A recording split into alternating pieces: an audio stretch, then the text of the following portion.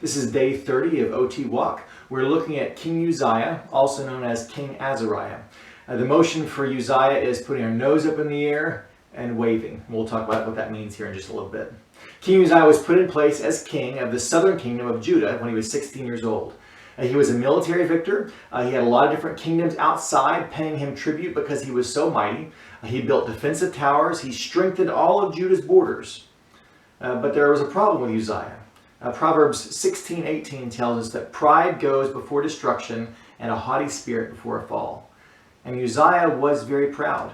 He believed because God had blessed him in all these ways, he could do anything he wanted. And so he took incense into the holy place, which only the priests were supposed to go, to burn incense to God. The priest tried to stop him and said, "No, you can't do that." And he became angry and began to wave the censer back and forth, which is where our wave comes from.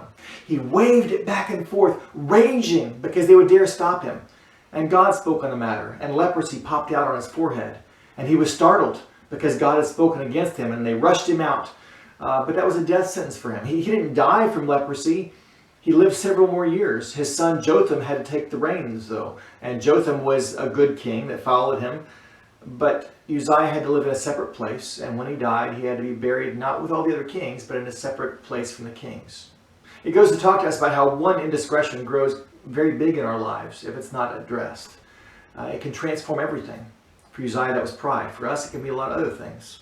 We have to approach God humbly, and we have to come to God either on His terms or not at all. Uzziah. Okay, now let's do all the motions for week 5.